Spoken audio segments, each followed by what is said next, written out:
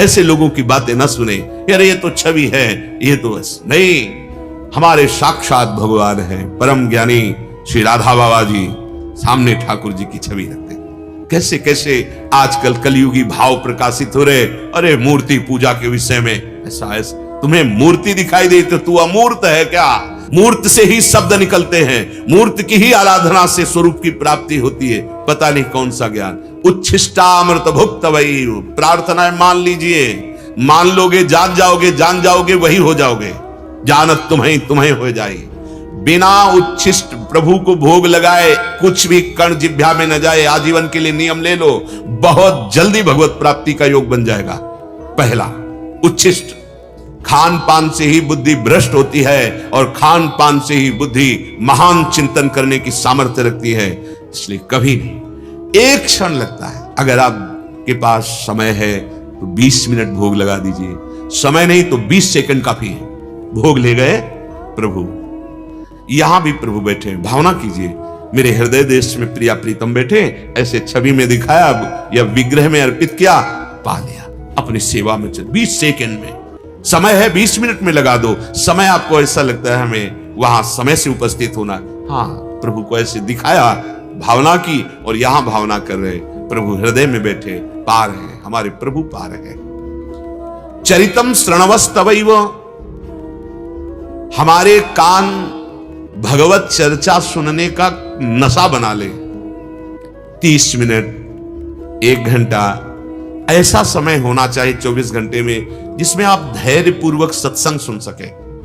सुनने से भक्ति बहुत जल्दी बढ़ती है। सही पूछो तो शरणागति, सतमार्ग की जानकारी और पुष्टता और चलना, ये सब बातें केवल सुनने से ही होने लगती है। शरणागति भी श्रवण से ही होती। श्रवण सुजस सुनि आयऊ, प्रभु भंजन भवभीर, त्राहि त्राहि आरति हरन, शरण सुखद रघुवीर। पर बड़ी कृपा से शुद्ध सत्संग मिलेगा। जब भगवान की कृपा होती तो केवल तस्मात् शास्त्रम प्रमाणम थे, शास्त्र प्रमाणित चर्चा होनी चाहिए। मनमानी उसकी अर्थ व्याख्या कर देना या वासना से प्रेरित होकर के उसको टेढ़ा मेढ़ा करके और दिशा में ले जाना, उसमें तो फिर चिंतन में बाधा आ सकती है। लेकिन शास्त्र प्रमाणित बात हो और शास्त्र प्रमाणित उसकी व्याख्या हो, वो हमारे जीवन को बहुत जल्दी परमार्थ में पहुंचा देती है। चरितम श्रणवस्तवैव, हमारे कान भगवत चरित्र, भगवत सिद्धांत सुनने का नशा कर ले। जिस दिन सत्संग न सुने उस दिन ऐसी आपकी दशा होनी चाहिए जैसे अफीम खाने वाले को यदि ठीक समय पर अफीम ना मिले तो वो व्याकुल हो जाएगा, ड्रग्स वाले को ड्रग्स ना मिले व्याकुल हो जाएगा, नशेबाज का जैसे नशा ना मिले वो व्याकुल हो जाता है, ऐसे हमारा नशा हो जाए सत्संग। अगर हमें सत्संग न मिले, संत दर्शन न मिले, संत संग ना मिले तो ऐसा लगना चाहिए हमारा आज का दिन बड़ा अभाग्य युक्त रहा। आज हमें संत दर्शन नहीं मिला, आज हमें संत संग नहीं मिला, क्योंकि भगवत पावन चरित्र और सिद्धांत भगवत प्रेमी महात्माओं के ही मुख से सुनने का आदेश है। प्रथम सुने भक्त मुख भगवत बानी, भगवत ऋषि की कहते, जब ये महाभागवत जन शास्त्र के वाक्यों को अपने अनुभव से मिलाकर बोलते हैं और निष्काम होते हैं तो वो वाक्य जबरदस्ती हमारे अंदर चढ़ बैठते हैं बुद्धि में और हमको सतमार्ग की तरफ ले जाते हैं। इसलिए चरितम श्रणवस्तवैव, भगवत चरित्र सुनने का व्यसन बना लें। अगर आपको कहीं ऐसा संयोग नहीं मिलता तो आप अपने घर में बना लें, अपने ठाकुर जी को श्रोता बना लें और आप हो जाएं प्रवक्ता। श्रीमद् भागवत को संस्कृत नहीं आती तो हिंदी से सुनाओ, भगवत चर्चा सुनाओ ठाकुर जी को, बहुत प्रसन्न हो जाएंगे।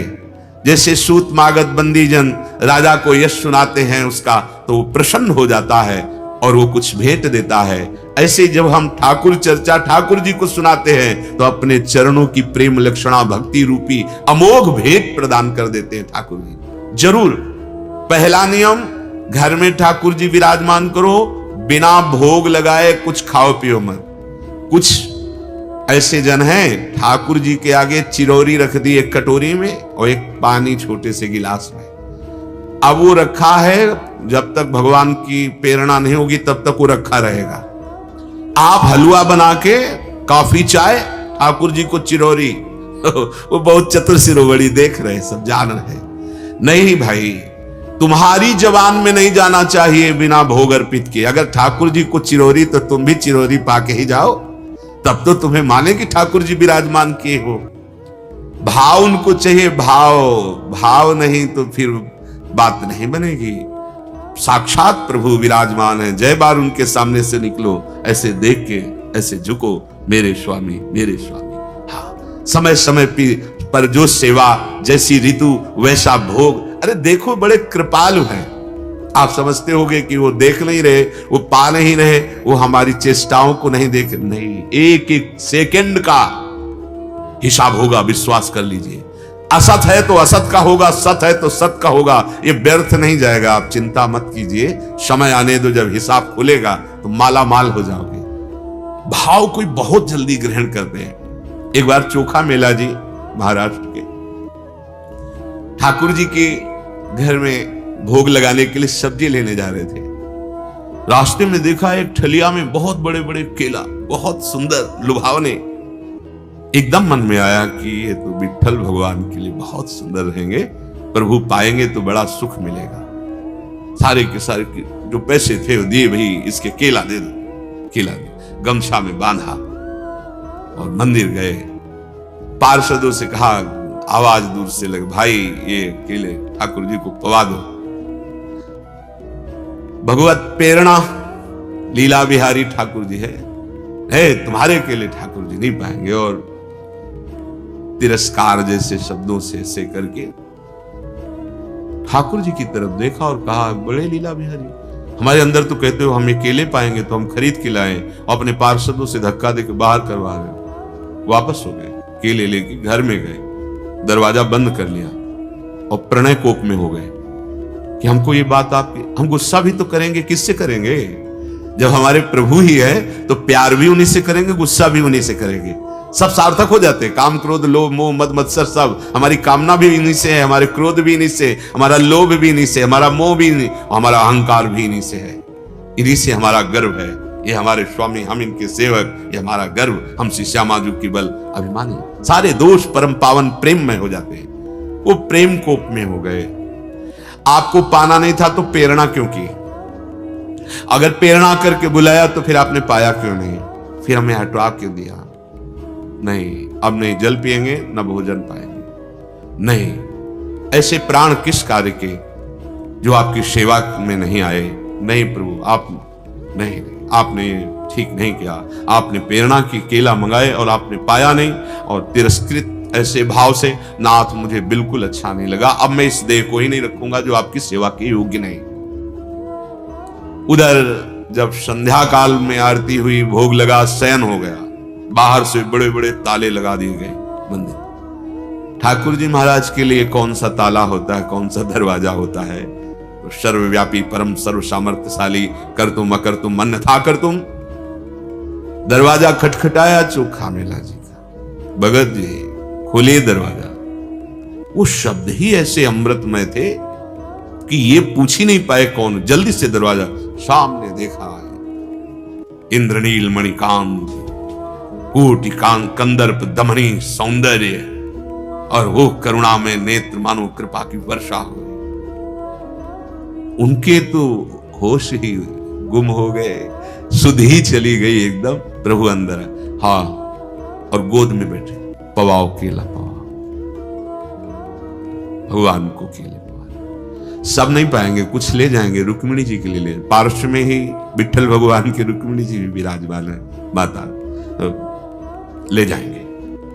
अपने पीतांबर में केले लिए और बोले, ये कभी मत सोचना कि हम तुम्हें प्यार नहीं करते, बहुत प्यार करते हैं तुम्हें। उनको ऐसा भ्रम हो गया होगा, उसका हम उनको दंड देंगे, तुम चिंता ना करो। बहुत दुलार किया ठाकुर जी ने चोखा मेला जी का। आगे रुक्मिणी जी को केले दिए, पाए, और पूरे आंगन में मंदिर के छिलके फेंक दिए और दरवाजा अंदर से बंद मंदिर का। अब सुबह जय हो, जय जयकार हुई दर्शन के लिए, चाबी लगाया, ताला खोला, दरवाजा अंदर से बंद। अब परेशान, अंदर से कौन दरवाजा बंद कर सकता है बिना ठाकुर जी के? बहुत विनय की स्तवन किया, बहुत रोए, प्रभु मुझे पता नहीं चल रहा मेरे से चूक क्या हो गई, प्रभु आपके बिना हम सब नहीं जी सकते। शास्त्रों भक्त दर्शन के लिए खड़े। प्रभु ने कहा दरवाजा तब खुलेगा जब तुम पालकी लेकर जाओ, चोखा मेला जी को पालकी में बैठा लो, वो आके दरवाजे पे बोले कि दरवाजा खोलो तो हम अंदर से खोलेंगे। अब तो प्रभु आज्ञा पेल श्रुति गाई, प्रभु आज्ञा जेहिका जस आई, सोते भांति रहे सुख लाई। जो प्रभु की आज्ञा का उल्लंघन कर दे वो दास कैसा। तत्काल पालकी सजाई गई। चोखा मेला, अरे चोखा मेला जी ने कहा मुझे अधम के लिए बोले अब कुछ नहीं, पकड़ के उठाया, पालकी में बैठाला, राम कृष्ण हरि जय विठला विठला कीर्तन करते हुए आए। चोखा मेला जी से हाथ जोड़कर कहा क्षमा कर दो, हम नहीं जानते थे आप इस कोटि के महान भक्त हैं, आप आवाज लगाओ। जब आवाज लगाई तब प्रभु ने अंदर से दरवाजा खोला, देखा छिलका आंगन में पड़े हुए। फिर चरणों में सब ने चोखा बेला जी के प्रणाम किया कि हम आपके भाव की ऊंचाई को नहीं जान पाए। हमारे प्रभु पदार्थ नहीं पाते, भाव पाते। ये भाव बन जाए। हम बाजार में जा रहे हैं, ये चीज हमारे श्री जी के लिए बहुत अच्छी है, ये ठाकुर जी के लिए बहुत अच्छी रहेगी। जो हमारा प्रिय है उसका हम चिंतन करें। एक बार श्री कृष्णदास जी महाराज आगरे में घूम रहे थे, देखा गरम गरम जलेबी बन रही थी, एकदम ललचा गए। अरे ये तो हमारे श्रीनाथ जी को बहुत अच्छी लगेगी, और एकदम तन्मय हो गए, तन्मय हो गए। इधर पर्दा हटाया, आचार्य विठल जी ने देखा ठाकुर जी गरम गरम जलेबी पा रहे, तो उनका जय जय, भोग तो लगाया नहीं, बाजार का तो भोग लगता नहीं, ये आप कैसे पा रहे हैं जलेबी? बोले कैसे पा रहे हैं? कृष्णदास जी भोग लगा रहे हैं, हम पा रहे हैं। कृष्णदास जी उनको तो सेवा से, बोले आप आचार्य हो, आप हटा सकते हो, हमने जिसे एक बार पकड़ा उसे कभी छोड़ दिया ठाकुर जी के लिए। देखा अरे ये तो ठाकुर जी के भोग के लिए पहुंच गई, जलेबी पा रहे ठाकुर जी। ये भाव, भावोत्सवेन भजताम रस काम धेनु, ये सारे ज्ञान विज्ञान इन्हीं के चरणों से प्रकट होते हैं। जो आचार्य जो महापुरुष करें वो बात मान लो, उच्छिष्टामृत भुक्त वैव। जो वस्तु देखो उसको भाव में लाओ, भले आप नहीं खरीद सकते। ये हार अगर प्रभु को पहनाया जाए बहुत सुंदर, और मैं गरीब कहां पहना, हार पहुंच गया, प्रभु पहन लिए, उसका फल आपको मिलेगा। सच्ची मानिए ये मानसिक सेवा हो गई, आपका बहुत बड़ा भजन बन गया, और आपका मन बड़ा पवित्र होगा, आह्लाद होने लगेगा। ज्यादा बढ़ गया तो रोना भी आ जाएगा। काश आज हमारे पास पैसे होते तो आज ये पोशाक ठाकुर जी को पहनाते, ये रोना प्रेम ठाकुर जी को पहनाते। पहुंच गई सेवा, हमारी दास्ता पुष्ट हो गई। चरितम श्रणवस्तमैव, नशा बना लो भगवत चरित्र सुनने का, नियम होना चाहिए रोज। ये आजीवन नियम रखा जाता है साधक का, स्वयं का होता है। किसी एक आदर्श महापुरुष के वचनों का नित्य औषधि की तरह पान करना, ये जीवन में रहा है। संन्यास मार्ग में पूज्य पाद उड़िया बाबा के वचन, कहीं भी कैसे भी वैराग्य से, पर उनका ग्रंथ साथ, उनके बिना जीवन अधूरा। रोज एकांत, जहां उनके सूत्र पढ़ो एक नशा सा चढ़ा, एकदम मतलब वैराग्य की प्रतिपल नवीन स्थिति। जब भक्ति मार्ग में चले तो पूज्य भाई जी से हनुमान प्रसाद पोद्दार जी के वचन, और जब इस रसधाम वृंदा विपिन में तो पूज्य परम पावन करुणा वरुणालय श्री जी स्वरूपा सदगुरुदेव भगवान के वचन। बिना महापुरुषों के आदर्श वचनों के यात्रा ये पूर्ण नहीं होती। एक अपने जीवन में आदर्श होना चाहिए कोई महापुरुष, और उनके वचन औषधि के समान हमें रोज श्रवणेंद्रिय द्वारा पान करने चाहिए। स्मरण ये बहुत बड़ी वस्तु है। अपने आराध्य देव का मधुर मधुर स्मरण, माला जप कहा जाता है, ऐसे कीर्तन कहा जाता है। स्मरण होता है याद। जैसे जो बहुत प्रिय होता है उसकी जो अंतर से याद आती है उसे स्मरण कहते हैं, स्मृति। गीता जी का फल यही प्राप्त हुआ अर्जुन जी को, नष्टो मोहा स्मृति लब्धा। स्मृति ये बहुत बड़ी बात होती है। कहीं भी बैठे खड़े उठे, चल रहे फिर रहे, खा रहे पी रहे, प्यारी जी की स्मृति है। प्यारी जी की रूप माधुरी, यहां तक पहुंच नहीं हुई तो राधा नाम हमारी स्मृति में बच जाए। हरि स्मृति सर्व विपद विमोक्षणम। यदि प्रियालाल की स्मृति हो रही, राधा नाम की स्मृति हो रही, हरि की स्मृति हो रही, कौन सी ऐसी विपत्ति या दुख है या प्रतिकूलता है जो हमारे हृदय को क्षुभित कर सके, शोकित कर सके, क्योंकि हरि स्मृति चल रही है, स्मरण। और पादाम्भोज रजस्तवैव, आपके चरणारविंद का ध्यान जितना बने, थोड़ी भावना कीजिए, जिसे लौकिक शब्दों में कल्पना कहते हैं। अगर हम कोई लौकिक वस्तुओं के लौकिक विषय में वो जो स्मृति युक्त ध्यान करते हैं उसे कल्पना कहते हैं, और जब हम प्रभु की तरफ करते हैं तो उसे ध्यान कहते हैं, परम पवित्र है।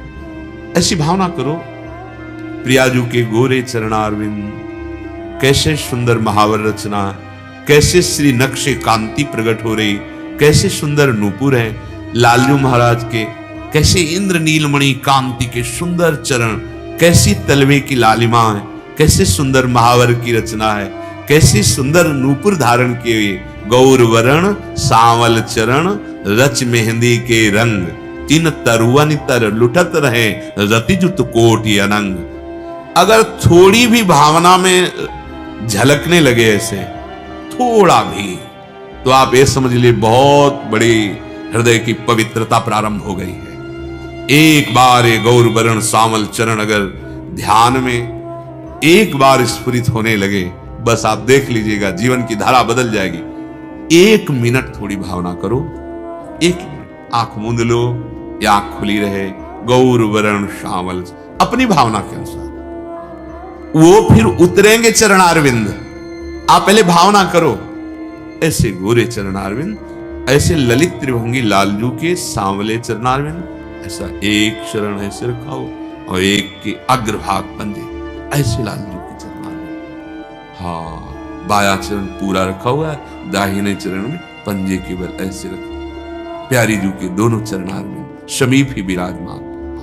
बस जरा सा भी ध्यान हुआ तो आप समझ लीजिए कि बहुत पवित्रता हृदय में, और धीरे धीरे प्रियाजू जब देखेंगे ना ये ध्यान का प्रयास कर रहा है, तो अपने चरणारविंद प्रकाशित कर देंगे। श्री राधिका हृदय स्फुरत में, श्री किशोरी जू हृदय में स्फुरित हो जाएगी। हमारा स्मरण, हमारा ध्यान पादाम्भोज, आपके चरण कमल, ये तभी होगा जब वृंदावन की रज का सेवन करने लगोगे। जैसे ही हरिवंश अनत सचुनाही बिनुया रज ही लिए, बड़ी महिमा है ये रज रानी। आप मान लीजिए, विश्वास कीजिए, अगर थोड़ी भी शरीर में 1 2 4 कण भी लगी रहेगी तो ध्यान की योग्यता आ जाएगी। नहीं तो जो हम गौर वरण सांवल चरण इनके ध्यान की बात कह रहे हैं, तो हिताचार्य चरण कह रहे हैं, प्यारोढ़ुम क्षमते न यच्छु सुकादि नाम तु यद ध्यानगम।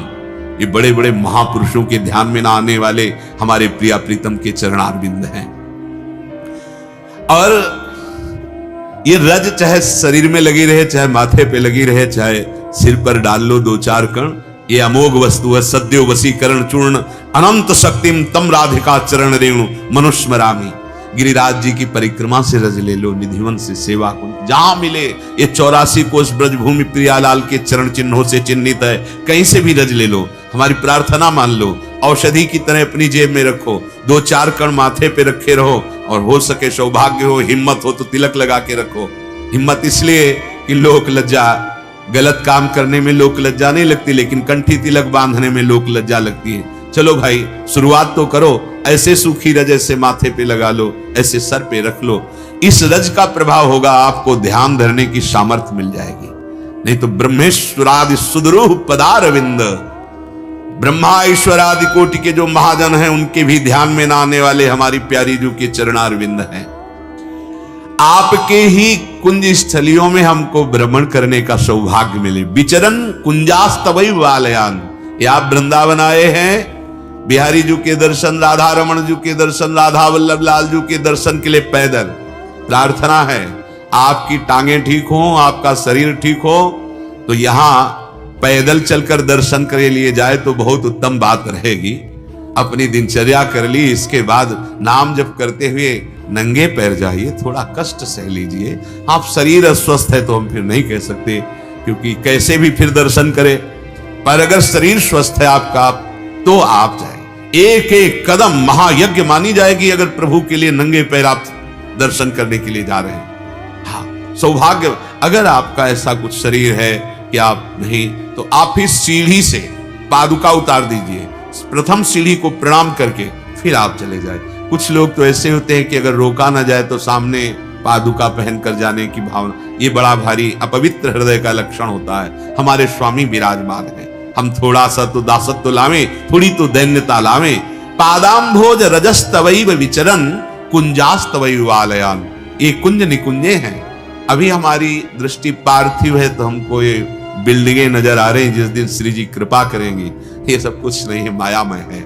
चिदानंद वृंदावन यही विराजमान है। पहले आप इस पर भाव करें, प्रगट वृंदावन का आश्रय, प्रगट वृंदावन में दर्शन।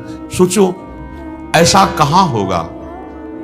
यहां लाखों की संख्या में शालिग्राम भगवान विराजमान है, हजारों की संख्या में भगवत विग्रह विराजमान है, शास्त्रों की संख्या में श्रीमद् भागवत विराजमान है, सैकड़ों जगह नित्य अखंड कीर्तन हो रहा है, सैकड़ों जगह, और लाखों भक्त, लाखों, ये ब्रज 84 कोश है, भगवान नाम जापक है, लाखों भक्त।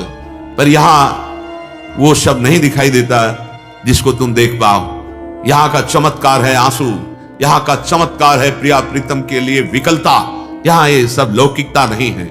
यहां के प्रेमी जनों को पूर्व से लेकर अभी तक आप उनके चमत्कार देखो, अत्यंत दैन्य, बहुत साधारण उनकी दिनचर्या, असाधारण चिंतन, प्रिया प्रीतम साथ डोल रहे हैं और आप पहचान भी नहीं सकते। आप ऐसा भी नहीं कह पाएंगे कि राधे श्याम बाबा, लगेगा ही नहीं कि किस कोटि के हैं। यहाँ का दैन्य बड़ा स्तर है, दैन्य। यहाँ का कोई आपको महात्मा ऐसे नहीं मिलेगा कि किसी भी तरह का ऐसा चमत्कार कि आपको वाह वाह हमारा काम बन गया। यहाँ एक ही काम बन सकता है, अगर वो महात्मा कृपा कर दिए तो तुम्हारे असत आचरण छूट जाएंगे और भजन बनने लगेगा, प्रियालाल की तरफ तुम चलने लगोगे। और दिव्य से दिव्य सबसे बड़ा चमत्कार, मेरे विषयी मन को कोई भगवदानंद में लगा दे, ये यहाँ के महात्माओं से होता है। ब्रजभूमि के महात्माओं का आश्रय दर्शन संभाषण से ये होता है, तुम्हारे मलिन मन की मलिनता दूर करके अनंत जन्मों की बिगड़ी बना दे। प्रिया प्रीतम के नाम में प्रीति, प्रिया प्रीतम के चरणार बिंद में प्रीति। तो धन्य है वो चरण जो इस ब्रज भूमि में आए और यहां घूमे, पैर धन्य हो गए। पादाम्भोज श्री स्वामी जी के चरणों का स्मरण करते हुए विचरण कुंजास्तवैव आलयान, आपकी इन कुंज वीथियों में विचरण करने का सौभाग्य। गायन दिव्य गुणास्तवैव, इस रस जबान में दो इंद्रियां, एक है कर्मेंद्रिय, एक है ज्ञानेन्द्रिय। ज्ञानेन्द्रिय है रसेंद्रिय, तो उच्छिष्टामृत भुक्तवैव, हमारी रसेंद्रिय पावन हो गई, प्रियालाल की रोज जूठन पाते हैं, उच्छिष्टामृत। अब इसी में वाकेंद्री, तो कह रहे गायन दिव्य गुणास्तवैव रसदे, आपके गुण कैसे हैं, रसदान करने वाले हैं। हम वाणी से आपके गुणों का गायन करेंगे। बहुत बार प्रार्थना की है, श्याम श्यामा प्रगट, प्रगट अक्षर निकट, प्रगट रस स्रवत अति मधुर बानी, सो जुबानी रसिक नित्य निस दिन रटत, कहत और सुनत रस रीति जानी, ताहि तदि और गाओ न कबहू कछु, प्राण रमि रही हरिवंश बानी। एक कोई पद याद कर लो, हमारे वृंदावन के रसिक शेखर हितजू महाराज, श्री स्वामी हरिदास जी महाराज, श्री हरि व्यास देवाचार्य जी, श्री भट्ट देवाचार्य जी, श्री वृंदावन दास जी, श्री 42 लीला रचयिता ध्रुवदास जी महाराज, सेवक जी महाराज, बड़े बड़े महापुरुष प्रियालाल की दिव्य लीलाओं को देखते हुए लिख रहे हैं। कोई पद याद कर, उसी पद को गुनगुनाओ।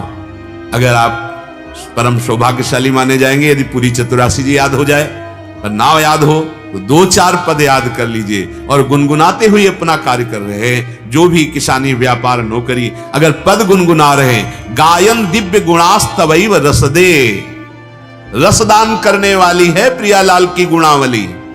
जैसे जैसे आप प्रियालाल के पदों को गाएंगे तो देख लेना, प्रारंभ में अनुभव नहीं होता, बस गुरुजनों की बात मानकर चला जाता है। जैसे प्रारंभ में तत्काल औषधि असर नहीं करती, वो जड़ से रोग को नष्ट करती है आयुर्वेदात्मक औषधियां, पर हम वैद्य पर विश्वास करके औषधि लेना प्रारंभ कर देते हैं। ऐसे ही हम रसिक जनों की आज्ञा का विश्वास पूर्वक पालन करें, फिर रस का स्वाद आ जाता है। अभी प्रारंभ में पहले हमारे मलिनता, पापाचरण, अनर्थ की निवृत्ति होगी, चाहे नाम जप से हो चाहे लीला गायन से हो। तो प्रारंभ में आप जहां पद गायन करोगे तो मन भाग गया, कौन सी पंक्ति कौन सा पद पूरा हुआ पता नहीं चलेगा, लेकिन गाते रहिए, एक दिन वही मन उन पंक्तियों में डूब जाएगा। आपको दिखाई देगा जो पद में है वही नेत्रों में झलकने लगेगा। विश्वास कीजिए। गायन दिव्य गुणास्तवैव रसदे, हे रसदान करने वाली लाडली जू, आपके दिव्य गुणों का गायन, क्योंकि आपके गुण भी रसदान करते हैं। ये रस स्वरूप है चतुरासी जी। श्याम श्यामा एक एक अक्षर में समाये हुए हैं, तो कौन सा रस बकाया रह गया। पश्यस्तवैव आकृतिम, ये बात थोड़ा कठिन है। जब आप उच्छिष्टामृत का पान करेंगे, आप प्रियालाल के पावन चरित्रों को श्रवण करेंगे, आप प्रियालाल के नाम का स्मरण करेंगे, चरणों का ध्यान करेंगे, वृंदावन ब्रज 84 कोष में भ्रमण करेंगे, प्रियालाल के दिव्य गुणों का गायन करेंगे, तब ये स्थिति आ जाएगी पश्यस्तवैव आकृतिम। ऐसा रूप हमारे लाडली लाल का है, बस वाणी की सामर्थ्य नहीं है। एक बार अगर भावना में प्रकट हो गया तो हृदय की सामर्थ्य नहीं सह जाए। आचार्य प्रदत्त मंत्र और आचार्य प्रदत्त उपासना हृदय को वैसा बनाती है, नहीं तो ये रस सहने की सामर्थ्य नहीं। अपार सुख, जन्म जन्मांतरों से हम जिस सुख की खोज कर रहे हैं वो इस प्रकृति में नहीं है, वो परमार्थ में है, वो प्रेम में है। हे लाडलीजू पश्यस्तवैव आकृतिम, आपके रूप को देखते हुए हमारा जीवन व्यतीत हो। ध्यान फिर नहीं धरना पड़ता। ओ पिय मूर्ति नयनन बसै, तेहि रस रहाय समाय। कैसे बलिहार है उन महाभागवतों के चरणारविंद की, जिनके नेत्रों में उनके आराध्य देव बस गए। बिल्कुल सत्य मानिए, यहां वृंदावन रजरानी की कृपा से, रसिकों की कृपा से ये नहीं होता कि एक बार देखा था बस, नहीं। छिन छिन विहरत संग, एक क्षण के लिए कभी विलग नहीं होते रसिक जन।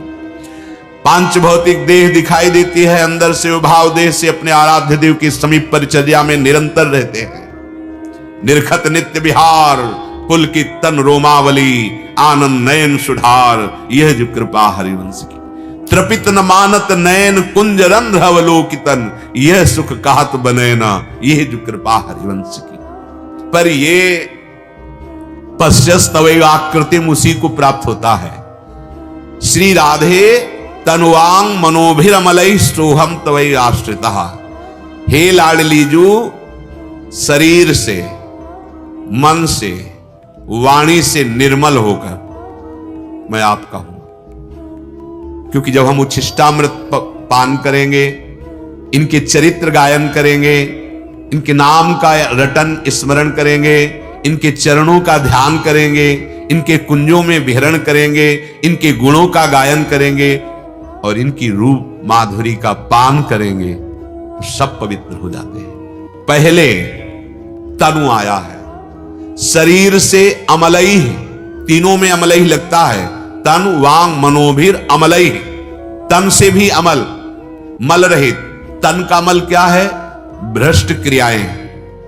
बहुत पहली यही सीढ़ी है, अगर इस पे नहीं चढ़े तो ऊंचाई पर नहीं चढ़ पाएंगे।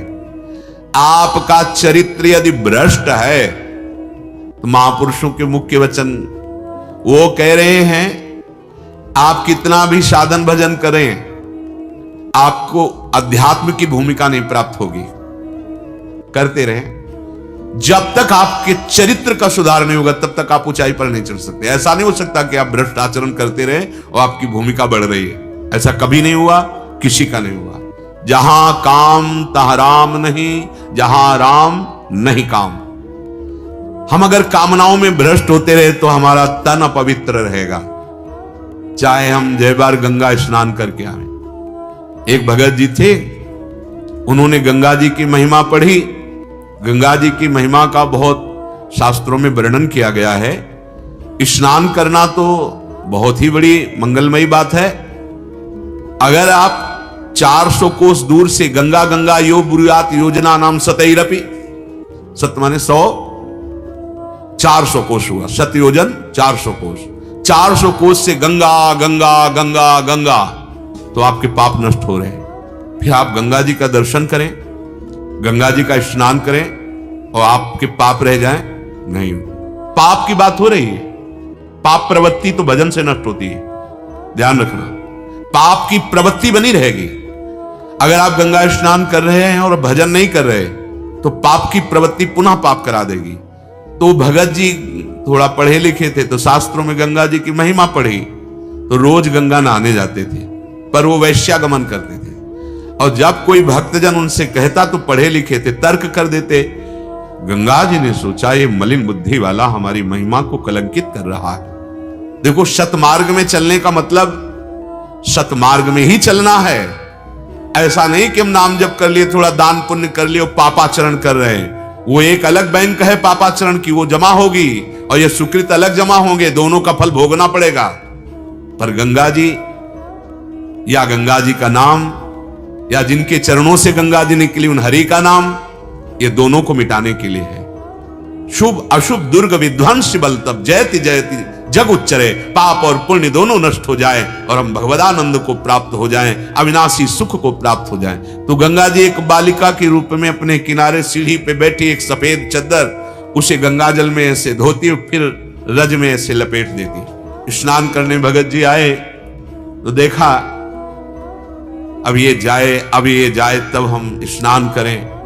गुस्सा आ गया, ए लड़की, जब तुझे धोना ही है तो गंदा क्यों करती, गंदा करती तो धोती क्यों है? तो उस समय चद्दर गंदी ही थी, ऐसे दिखाया गंगा माता ने और कहा, मूर्ख, ये तेरे लिए है, जो तूने बोला ये तेरे लिए है। देख इस समय चद्दर गंदी है और तू मरेगा इसी गंदी वृत्ति में और तू नरक को प्राप्त होगा।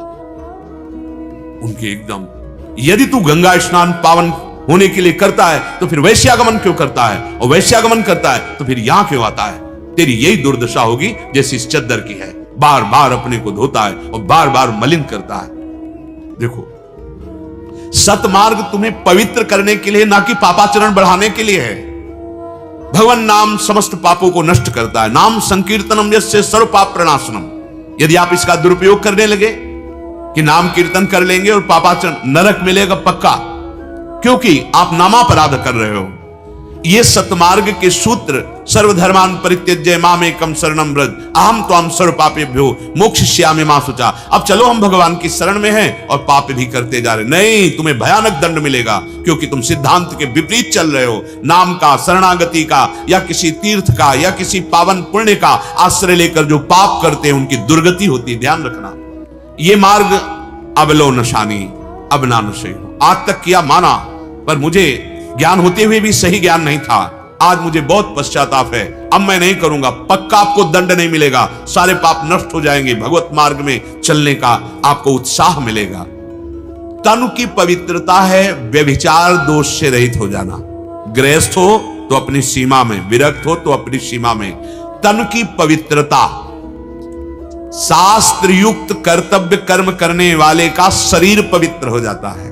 तनु अमलई, अगर आप शास्त्र सम्मत कर्तव्य कर्म नहीं करते, आचरण नहीं करते, तो देखो आपको 20 वर्ष बाद भी यही कहना होगा कि मुझे लाभ नहीं मिला।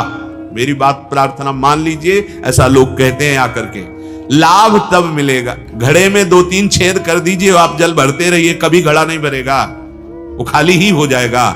चलनी में गैयादू है और दोष दयु को दे, हरि गुरु कहो न मानहि।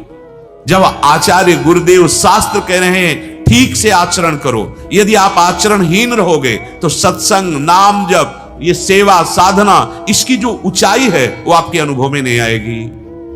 तन भी आपका पवित्र होना चाहिए, पवित्र आचरण, आपकी दिनचर्या पवित्र, चाहे गृहस्थ हो चाहे विरक्त। व्यभिचार का कहीं आदेश नहीं दिया गया, दुराचार करने का कहीं आदेश नहीं दिया गया। मनमानी भोजन करना, मनमानी आचरण करना, मनमानी व्यवहार करना, ये आपके पतन का हेतु होगा। आपका शरीर पवित्र हो जाए। एक महात्मा को हमने सानिध्य थोड़ा भी मिला और दर्शन भी मिले, और बड़े बड़े बुजुर्ग संत दर्शन करने जाते थे। 28-30 वर्ष की अवस्था होगी। बचपन से गुरुदेव के सानिध्य में रहते थे और उस समय जब उनके सानिध्य दर्शन हुआ तो केवल पालक का थोड़ा जूस उनके गुरुदेव देते थे और दिन भर मंत्रानुष्ठान और शाम के बाहर बैठते थे। ऐसे लगते थे कैसे तुम्हें साक्षात भगवान, ऐसी दिव्य कांति चेहरे से और नेत्रों में ऐसा प्रेम झलकता था।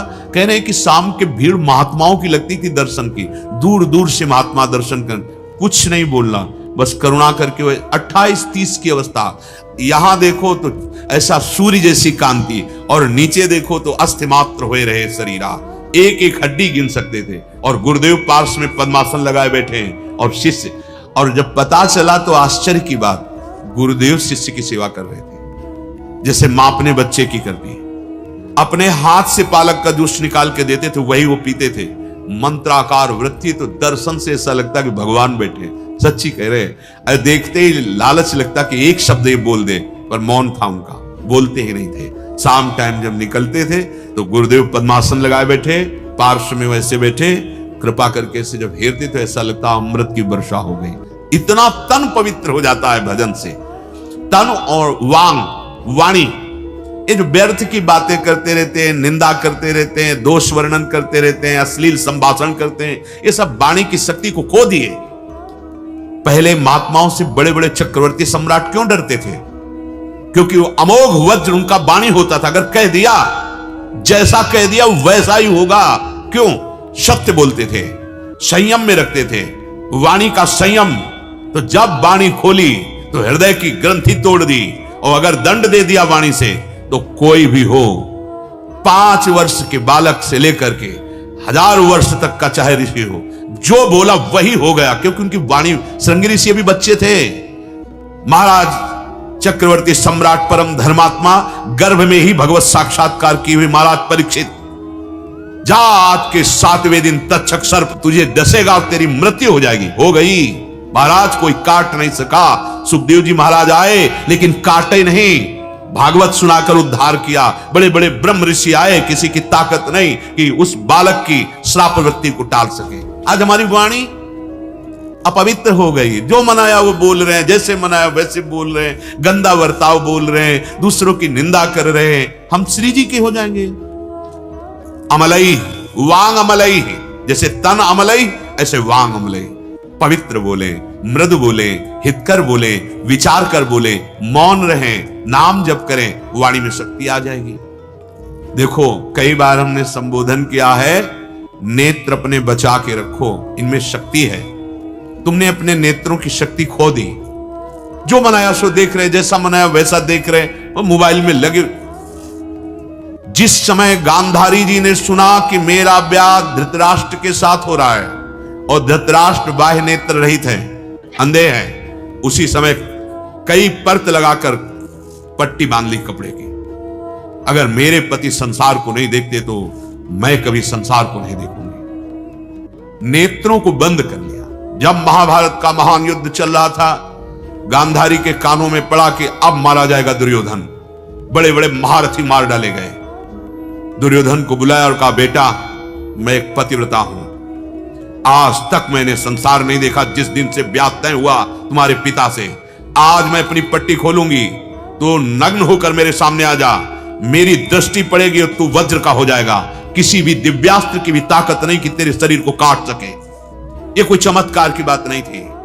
नेत्रों की शक्ति को संचय किया था उन्होंने, नहीं देखा संसार को। जे ही वो चले तो कर तुम अकर तुम अन्यथा कर तुम सर्व समर्थ भगवान जिसके पक्ष में हो, उसकी पराजय कैसे हो सकती है?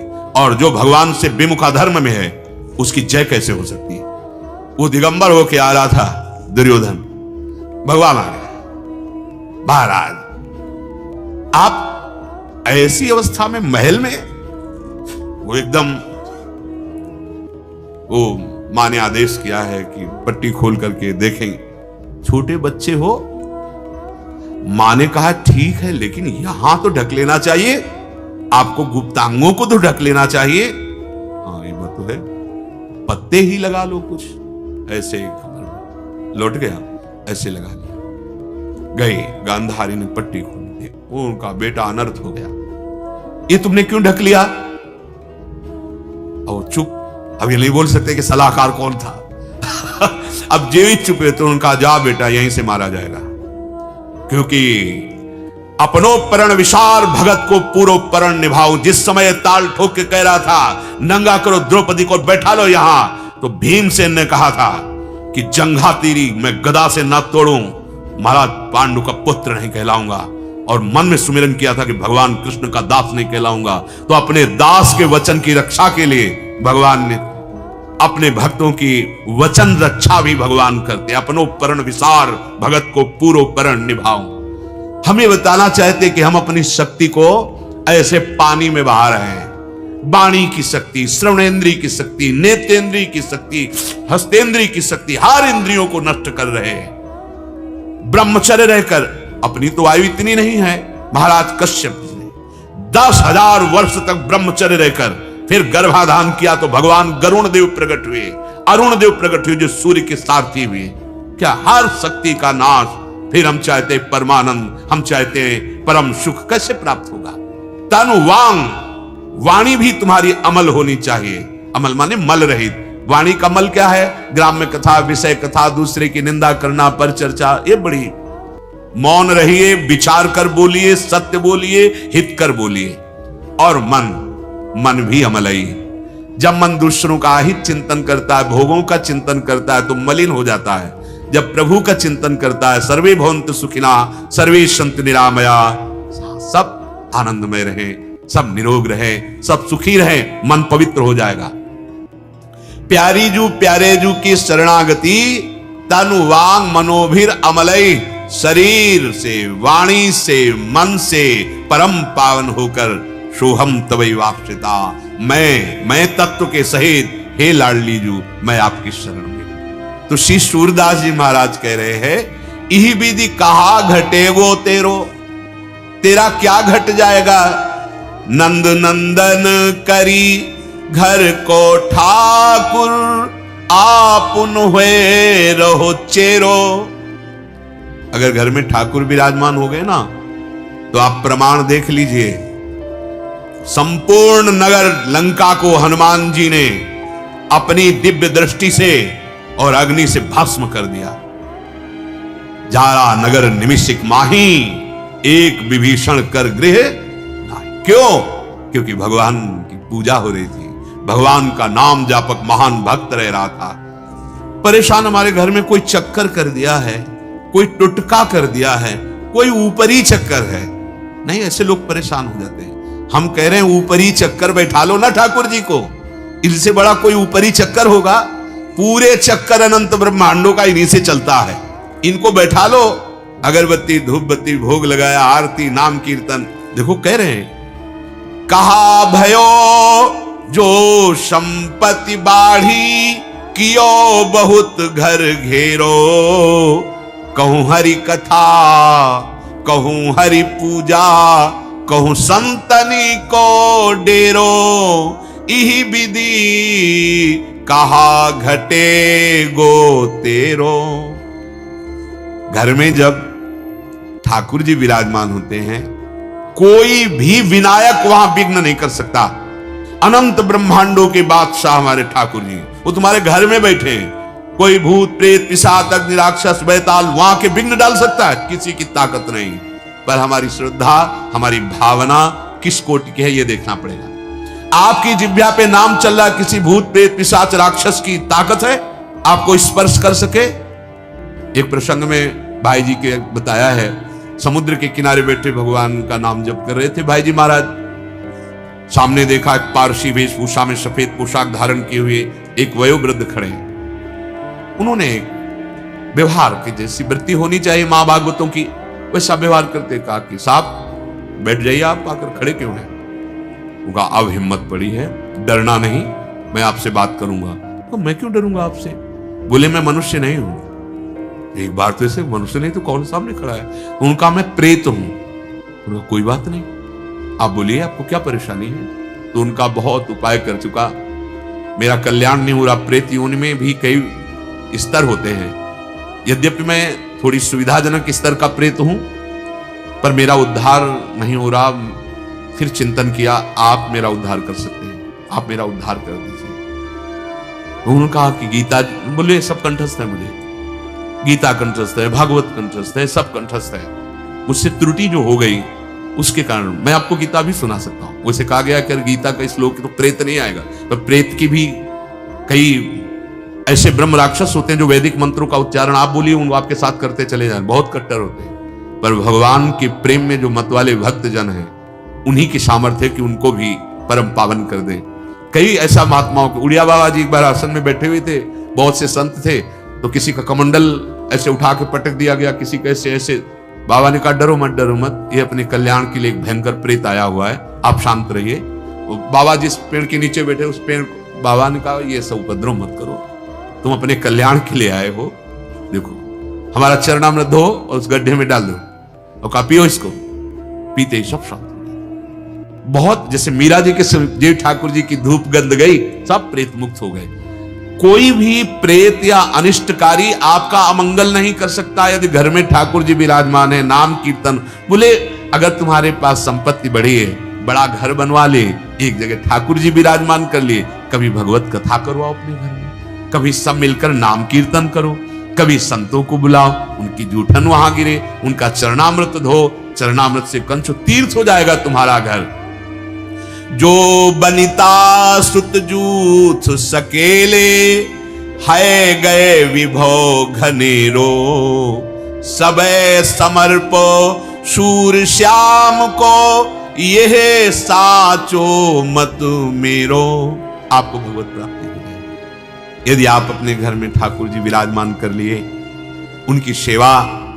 कभी कभी अगर संत भगवान भगवत प्रेमी महात्मा मिल जाए, आपकी श्रद्धा बने, वहां भोजन पवा दिए, नाम कीर्तन किए, बढ़िया बात बन जाए। नहीं तो चाहे जितना बड़ा घर हो, चाहे जितना वैभव हो, चाहे जितनी प्यारी परिवार के जन हो, एक दिन वो आएगा कि सबको छोड़ के आपको जाना है। मेरी प्रार्थना मान लो, सूरदास जी कह रहे, तुम्हारा धन वैभव, ये घोड़ा गाड़ी परिवार संपत्ति बैंक बैलेंस, ये सब यही रह जाएगा।